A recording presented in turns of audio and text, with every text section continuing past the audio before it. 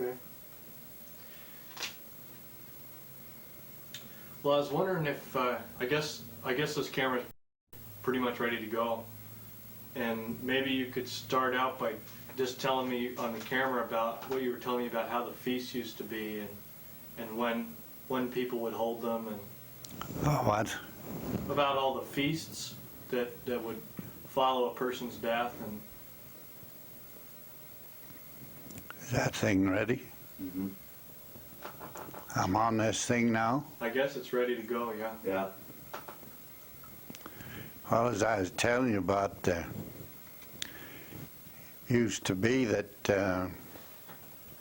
when anybody passed away, then the old-timers would generally have maybe a couple of weeks or so. Then they'd announce it at the funeral that there'd be a feast. Whoever's home it was to be. So then you all went there, and they generally had a big circle there, and if it was bad weather, they'd have 2, 3 lodges put together, made one kind of a big shelter. It wasn't like now they'd have a big circle outside, and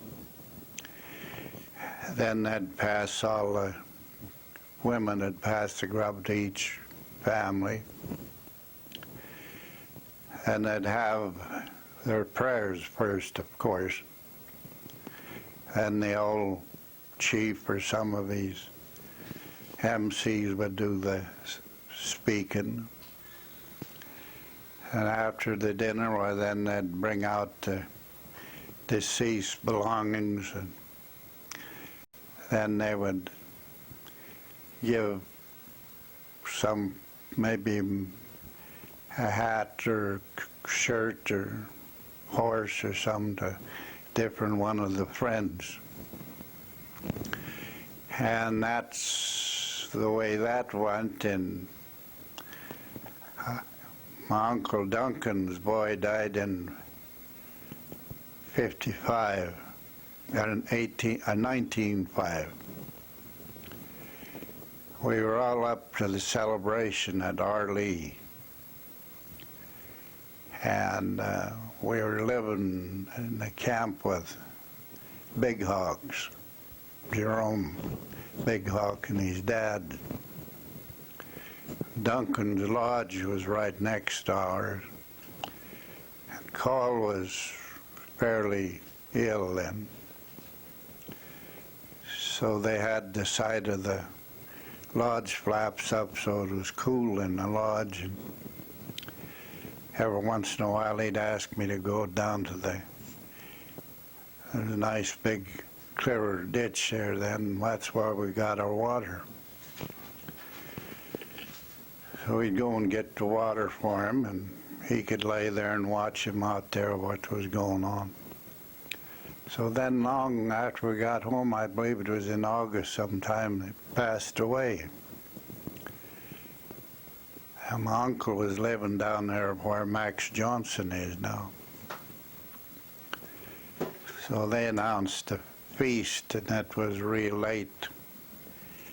I think it was a month or so afterwards.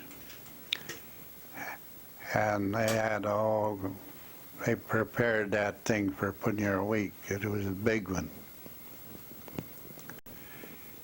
And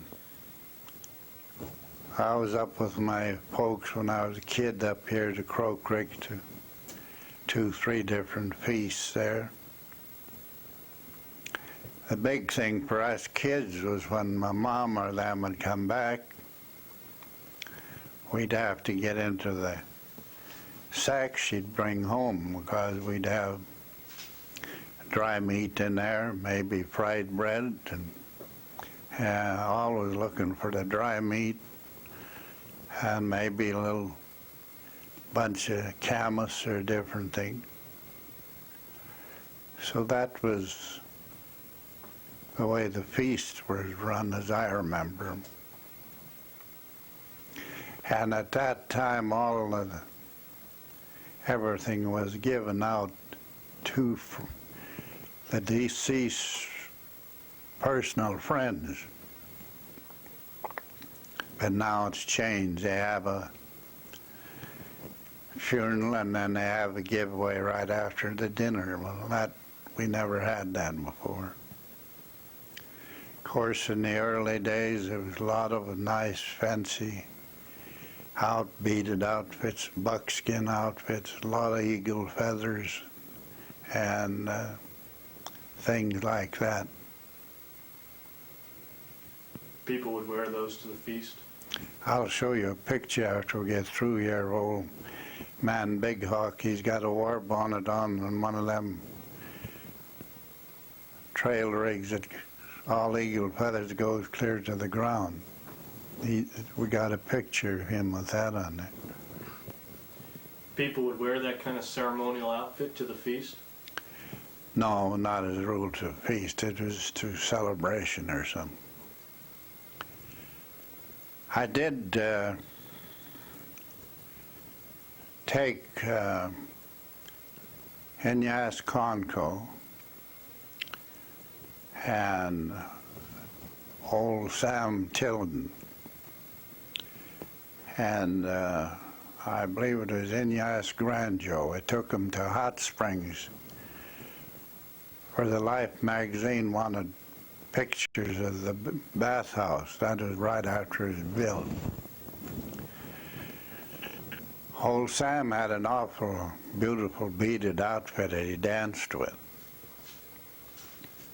So when I went to get him, he had this buckskin outfit on that's in this picture.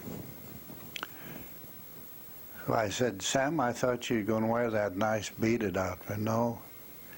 He says, that's to dance with, but he said when you went to anything important, he said you always wore one of these outfits. But unfortunately, the darn pictures was all taken, and then they were taking the films into Missoula and they lost them all. So I had to go back then the next month, I think it was, and I just took two of them there. I didn't take Sam back with me.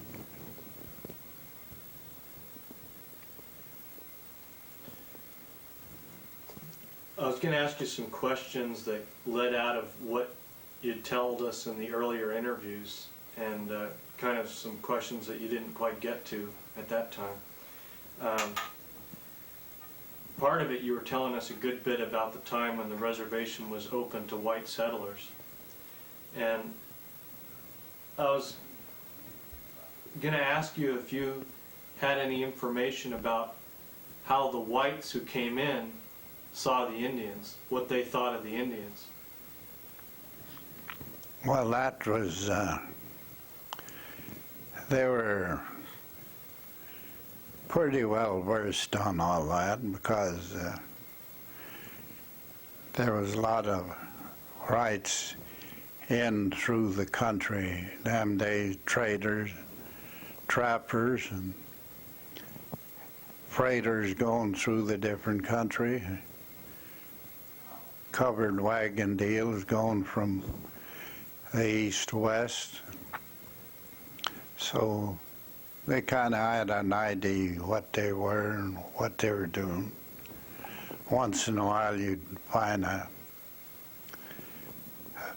family that really didn't know much about them, but as a rule there wasn't too much of that happen. After the old trappers and traders got into the country, then the different religious outfits, like in the Flathead, through D. Smith and Father Ravala, they started the Catholic religion here. Down in the Nez first, they were Presbyterian missionaries was in there. And then I think down in southern Idaho and them places, it's pretty well taken up with Mormons. So it just depends on which one got in to start. And through the Jesuits, they got in with the Kootenays and the Blackfeet, and our reservation stayed pretty strong Catholics, where other reservations, like over at Browning, there's quite a few different things. There's Protestants over there, there's Mennonites over there, and different ones that's come in there later years. Do you think that most of the homesteaders, the white homesteaders who came here in 1910, do you think that most of them were aware that they were coming onto an Indian reservation? Yeah, I think they did through the senators, representatives that promoted it. I think if the Indians had had their own way, I don't think the reservation had ever been open. For the simple reason they lived good. They had everything needed. They had all the wild game here that they wanted. They couldn't get a chair, they could go to Swan River, Thompson River, Little Thompson, down in a 9-mile country. They get their dry meat, their hides for their buckskin. Certain times of the year they had their berries. Certain times of the year they dug their roots for medical and to eat.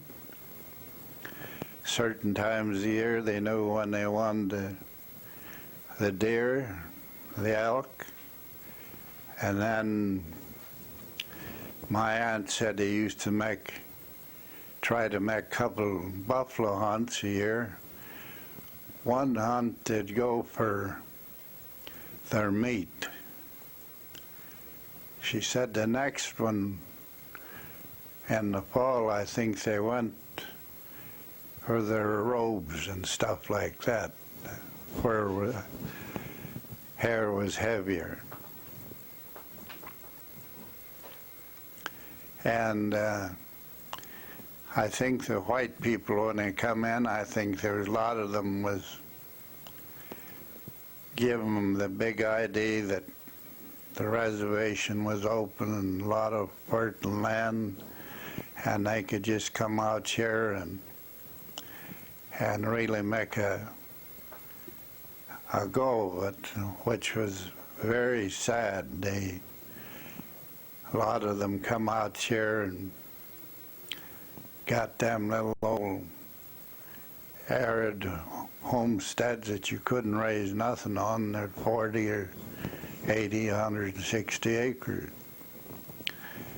So a lot of them fooled with it a while and finally they'd give them up and go back to wherever they come from. Once in a while there was one stayed. He had a fairly good homestead and productive, and he made a go of it, that is, in a hard way. He got to work for the different ranchers, and by helping himself and his family, they'd get by. But then, as I say, the Indians had everything. Now, up along Crow Creek, a lot of the Indians would go back in the timber in the winter. They had wood there. They were in the shelter there. The wind wouldn't bother them. Then in the spring, they'd come back out onto their places. then everybody lived wherever they liked. They lived along the creeks, the river. They didn't live in bunches like we got now. Only time they come to the mission was church days. They'd come into church days, and some had cabins and some would have their lodges with them, and they'd set them up. A few older people. I think old man Nina May, I think old man KK She, few of them. I think there's, maybe 10 or 12 of Shalwen family. I think they settled right next to the mission and they had their home, but the majority of them was way out on their own places. They didn't bunch up like they do now. When did that start to change? Oh, that never started to change till after they began to get their deeds to their allotments. And then a feller sell his allotment, and next thing it was foreclosed on him and he'd have to move. So he moved wherever he could find a place, and some of them moved into the mission, some around Polson. And that's the way the thing set. And of course, through a lot of the productive white settlers, they could see a lot of this fertile land. So they would get it in with their senators and representatives, and first thing, why, they'd get this guy to apply for his patent and fee, and he'd get it, and then they'd buy it, and some of them didn't take care of their sales after they had them made, and others lost it through default foreclosure. And then it went on that way, and then after they moved to Dixon from the old Jocko agency, they had a big celebration there. And that was a lot of people that applied for their deeds. So what they done was, I don't know remember if they had a feed there or not, but I think they had the men go out there and shoot an arrow out into the river and declare him a citizen of the United States, which he already was. And the women would go out and put their hand on the plow handle, and they'd give some kind of a little deal. Then a lot of them left with a little button on their coats. My mother was in the bunch. And they thought they were, well, heck, 3/4 of that land is what you see around through the valley now. And then it kind of went that way for a long time, and then the white people would settle in here, and I'd say, well, the Indians ain't doing any good for themselves. They ain't doing nothing. Well, then we get to Howard and Wheeler acting. If that would have been given to us 20 years earlier, we'd have been a great tribe now. Some of them disagree with me, but I could see it. Collier froze selling of Indian land, and all the administrative land that wasn't used was kind of turned back to the tribe. So it went that way. So to get around that, that's when they started these supervised sales. So they'd go in and make application to the superintendent, and if it was approved, when they'd appraise the land and it was up, put her up for a supervised sale. And I think 80% of them sales went up the creek. There wasn't many of them that really used it. And of course, the Indians, before all this happened, they had lots of horses. Everybody had lots of horses. And some had cattle. So they were living comfortable. We never had what you'll call hard winters. They had places to trap, everything. But the promotion of the